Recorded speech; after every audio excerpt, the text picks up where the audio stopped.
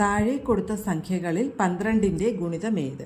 അപ്പോൾ ഒരു സംഖ്യ 12ൻ്റെ ഗുണിതം ആകണമെങ്കിൽ അത് തീർച്ചയായിട്ടും 3ൻ്റെയും 4ൻ്റെയും ഗുണിതം ആയിരിക്കണം. 3ൻ്റെയും അതുപോലെ തന്നെ 4ൻ്റെയും, ഇത് രണ്ടിൻ്റെയും ഗുണിതം ആയിരിക്കണം. അപ്പോൾ ഇനി നമുക്ക് ഓരോ സംഖ്യകൾ നോക്കാം. 63264. അപ്പോൾ 6 + 3 + 2 + 6 + 4.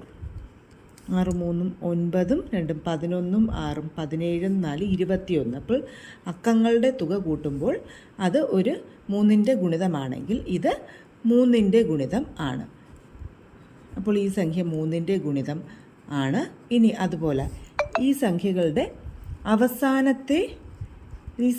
അവസാനത്തെ 2 അക്കങ്ങൾ ചേരുമ്പോഴുള്ള സംഖ്യ, അതായത് 64, ഇത് 4ൻ്റെയും ഗുണിതമാണ്. 64 എന്നുള്ളത് 4ൻ്റെ ഗുണിതമാണ്. അപ്പോൾ അതുകൊണ്ട് തന്നെ ഈ സംഖ്യ തന്നെ 12ൻ്റെ ഗുണിതം ആണ്.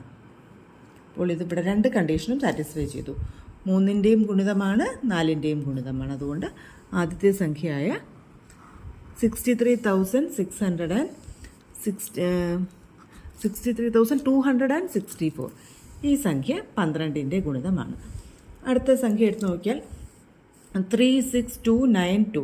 3 + 6 9, 9 + 2 11, 11 + 9 20, 22 എന്നുള്ളത് ഇത് 3ൻ്റെ ഗുണിതമല്ല, 4ൻ്റെ ഗുണിതമാണ്, പക്ഷേ 3ൻ്റെ ഗുണിതമല്ല. അതുകൊണ്ട് ഇത് 12ൻ്റെ അല്ല.